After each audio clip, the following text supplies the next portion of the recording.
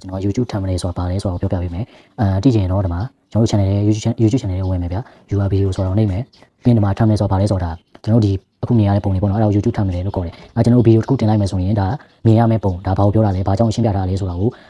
တွေ့ရမယ့်ပုံတစ်ခုပေါ့ဒါဆိုရင်ဒါတိတ်ဆုံးတဲ့ video ဆိုရင်ကျွန်တော် thumbnail photo လုံးဝမလုပ်ရသေးဘူးဒီ video ကတော့ thumbnail photo ဘယ်လိုလုပ်လဲဆိုတာကိုဘယ်လိုတင်လဲဆိုတာပြောပြပေးမှာဖြစ်ပါတယ်ဒီလိုကျွန်တော် YT Studio လုပ်ရတယ် YT Studio တောင်းမယ်တောင်းပြီးကျွန်တော်တို့ရဲ့ YouTube channel ကိုဝင်လိုက်မယ်ပေါ့ကျွန်တော်တင်ထား YouTube channel ကိုဝင်မယ်ဝင်ပြီးရင်ဒါတော့ကျွန်တော်တို့ဝင်ထားပြီးတော့ပေါ့နော် brother မဝင်ရသေးဘူးဆိုရင်ဝင်လိုက်ပါဝင်ပြီးရင်ကျွန်တော်တို့ဒီအောက်ဆုံးမှာရှိတဲ့ contact ကိုနှိပ်လိုက်မယ် contact ကိုနှိပ်ပြီးရင်ကျွန်တော်ခဏကတင်တာကျွန်တော်တို့က thumbnail မလုပ်ရရင် video ကိုနှိပ်လိုက်မယ်ဒီမှာရှိတယ် video ကိုနှိပ်လိုက်မယ်နှိပ်ပြီးပြီဆိုရင်ကျွန်တော်တို့ဒီမှာဒီချာလေးကြည့်ပါဒီခဲတံပုံလေးကိုနှိပ်လိုက်မယ်အပေါ်ဆုံးမှာရှိတဲ့ခဲတံပုံလေးကိုနှိပ်လိုက်မယ်ပြီးရင်ထပ်ပြီးတော့ကျွန်တော်ဒီတောင်းတာခဲတံပုံလေးကိုထပ်နှိပ်လိုက်မယ်ပြီးရင်ကျွန်တော်တို့ AI ထဲမှာ Gemini ထဲမှာ ChatGPT ထဲမှာထုတ်ထားတဲ့ thumbnail တစ်ခုယူလိုက်မယ်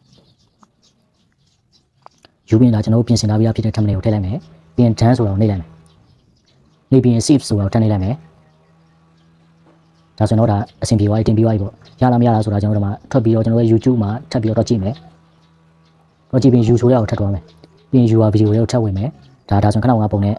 မတူတော့ဘူးပေါ့ thumbnail တင်ပြီးသွားပြီပေါ့ဒီမှာဒီလိုပုံစံလေးရအောင်မှာဖြစ်ပါတယ်အရန်လွယ်ပါတယ်ဗျာလုပ်ကြည့်ပါနော်အားလုံးကိုကျေးဇူးများတင်ပါတယ်